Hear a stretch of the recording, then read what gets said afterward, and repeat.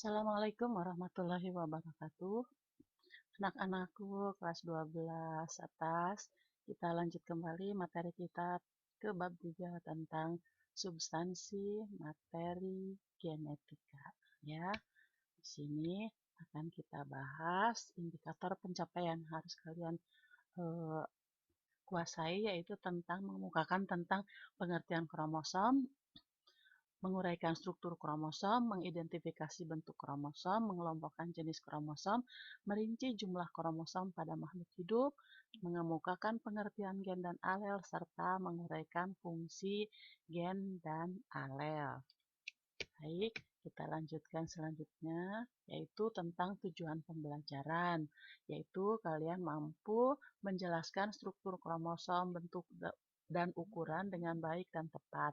Peserta didik mampu menganalisis struktur gen melalui kegiatan analisis literatur dengan detail.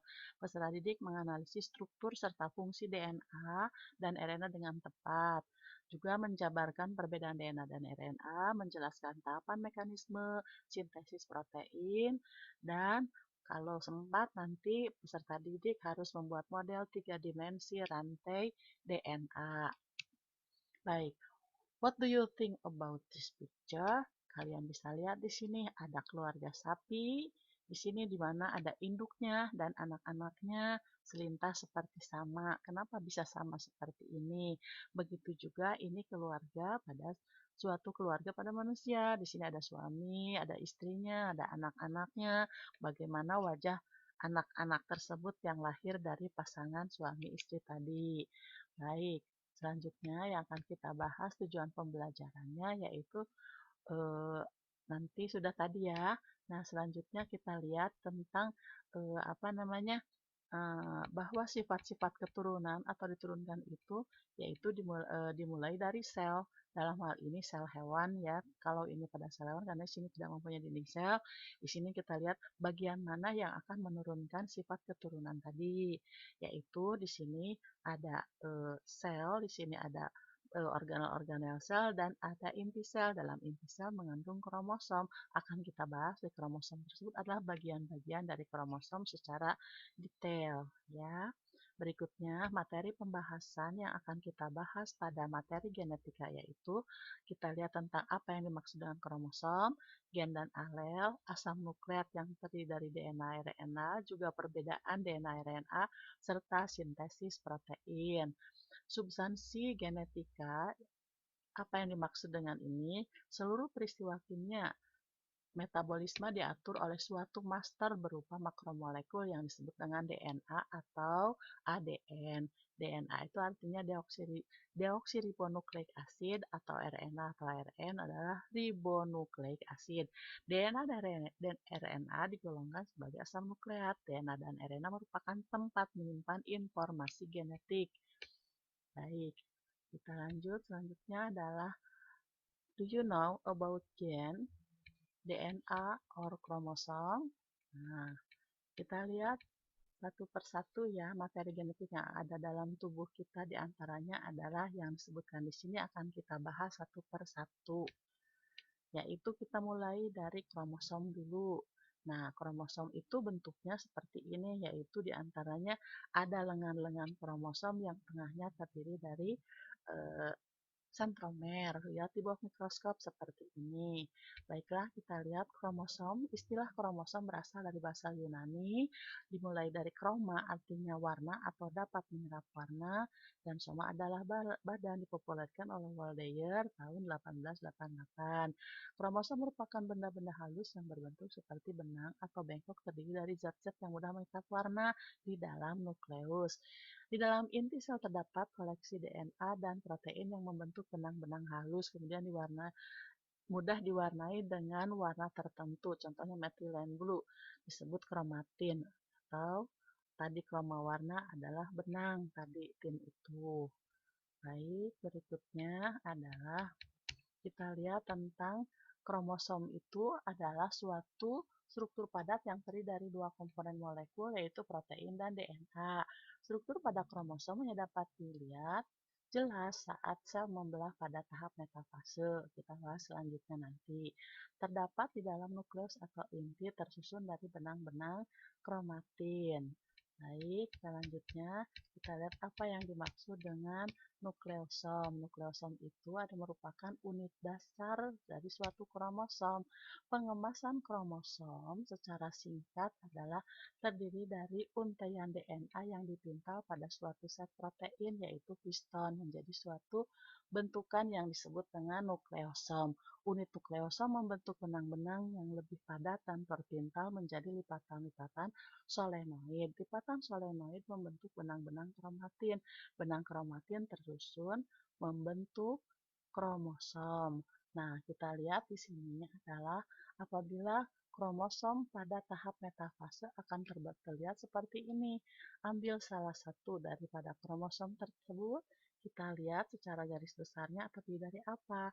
Nah, kromosom tersebut dari satu lengan tersebut terdiri dari kromonema atau benang kromosom tersebut kita lihat dan ternyata kalau kita lihat lebih dalam ini terdiri dari suatu spiral yang berbentuk seperti ini yang terdiri dari solenoid berbentuk benang kromatin tadi. Nah, benang kromatin tersebut kita lihat lebih dalam lagi ternyata terdiri dari manik-manik atau bulatan-bulatan. Nah, bulatan sepanjang kromonema tersebut di sini disebut dengan nukleosom.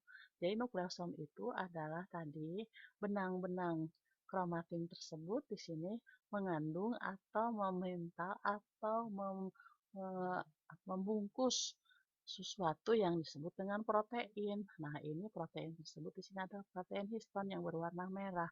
Sedangkan di sini yang non protein di sini ada yang berwarna kuningnya.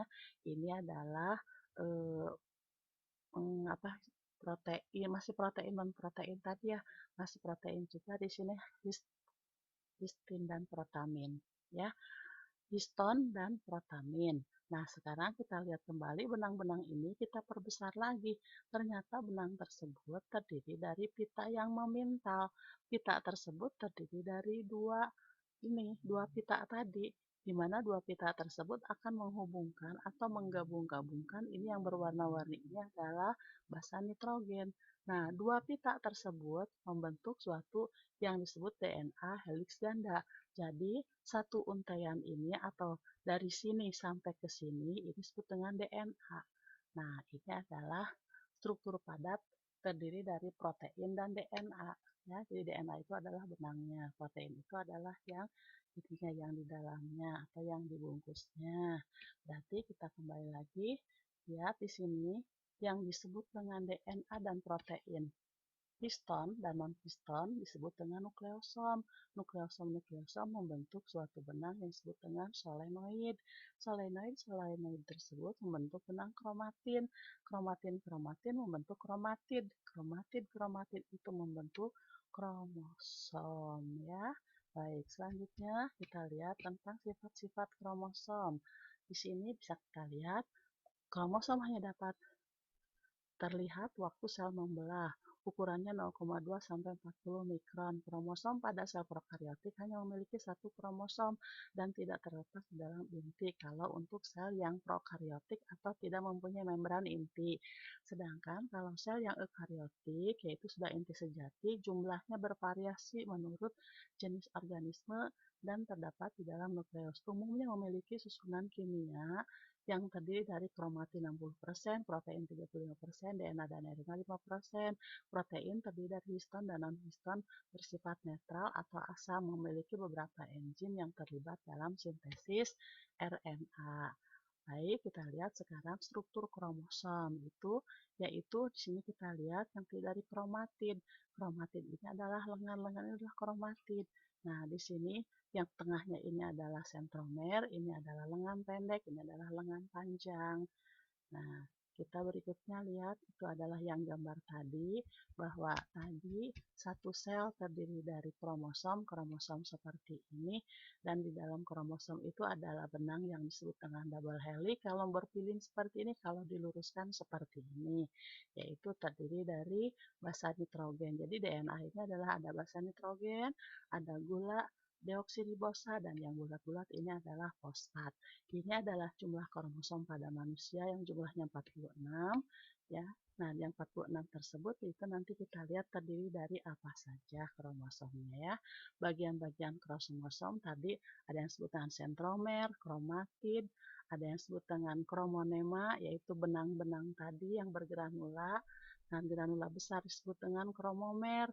Kromomer juga itu disebut juga lokus yang menyimpan materi genetik berupa protein, ada kinetokor dan sebagainya.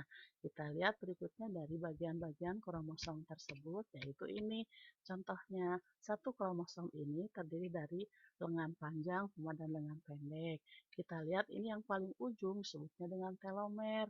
Kalau yang ini yang melekuk ke arah dalam disebut dengan kontriksi sekunder. Yang C ini adalah satelit yang paling ujung membulat. Dan yang D ini yang disebut dengan kontriksi primer, yaitu berupa sentromer dengan kinetokornya.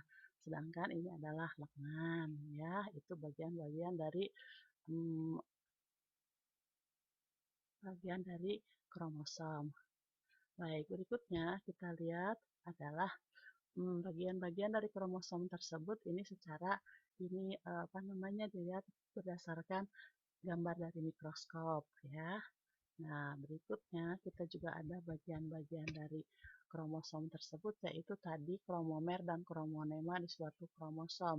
Kromosom tersebut ini adalah lengan, di dalamnya ada benang kromosom, di dalam kromosom, benang kromosom tersebut terdapat suatu manit yang disebut dengan kromomer, ya. Baik, selanjutnya kita lihat adalah jenis daripada kromosom. Nah, kromosom pada manusia itu yang jumlahnya 46, semuanya terdiri dari pasangan-pasangan. Nah, nomor 1 sampai nomor 22 ini adalah pasangan untuk autosom. Sedangkan pasangan ke-23 ini adalah gonosom. Ini untuk wanita dan ini adalah untuk pria ya, karena di sini laki-laki dan perempuan itu mempunyai jenis gonosom yang berbeda. Macam-macam bentuk kromosom di sini yaitu ada yang disebut metasentrik, submetasentrik, akrosentrik, dan telosentrik. Yaitu bisa kita lihat apa yang dimaksud dengan metasentrik. Metasentrik ini yaitu berdasarkan panjang lengan. Apabila panjang lengannya sama disebut metasentrik. Kalau yang ini kecil sebelah, jadi kecil sekali yang ininya panjang disebut dengan akrosentrik, sedangkan yang C ini adalah submetasentrik, yaitu tidak sama panjang. Sedangkan kalau lengannya satu disebut dengan telosentrik. Nah, sekarang berdasarkan jumlah sentromer, kromosom dibagi menjadi ada yang disebut dengan asentrik, monosentrik, disentrik, dan polisentris. Ya. Sekarang macam-macam kromosom berdasarkan fungsinya, ada autosom dan ada gonosom. Autosom itu adalah kromosom tubuh, merupakan kromosom yang tidak menentukan jenis kelamin, di mana laki-laki dan perempuan itu mempunyai sama autosomnya, yaitu sebanyak 22 pasang autosom atau 44. Sedangkan yang kromosom berikutnya disebut dengan gonosom atau kromosom seks, merupakan kromosom yang menentukan jenis kelamin pada pria. Di sini mempunyai jenis autosomnya tersebut adalah XY, sedangkan pada perempuan adalah XX, yaitu memiliki bentuk dan jenis yang berbeda. Ini adalah macam-macam kromosom. Berikutnya di sini ada yang disebut dengan tipe dan jumlah kromosom. Di sini setiap sel somatis manusia memiliki kromosom sebanyak 46, kecuali untuk sel gamet, yaitu setengahnya. Nah, di sini kromosom tersebut tersusun membentuk sesuatu yang disebut dengan karyotipe. Nah, ini kita lihat adalah beberapa aturan yang harus diperhatikan sehubungan dengan cara penulisan jumlah kromosom pada manusia atau karyotipe. Penulisan simbol kromosom karyotipe laki-laki adalah 22 pasang. AA ini adalah autosom. 22 berarti 2 pasang, 22 pasang berarti 44. Ditambah XY yaitu 44, 45, 46. Atau dituliskan seperti ini, 44 buah autosom ditambah XY. Atau penulisannya adalah 46,XY. Spermatozoa ada dua macam, yaitu setengahnya tadi 22 buah autosom plus X, dan sperma yang lain adalah 22 buah plus Y. Untuk wanita yaitu 22 pasang AA plus XX atau 44A plus XX atau 46XX. Ovum atau sel telur manusia hanya punya satu macam, yaitu 22 autosom dan X ya. Ini adalah jenis daripada nih. Nah, sekarang jumlah tadi, jumlah, hmm, nah kita lihat jumlah kromosom pada beberapa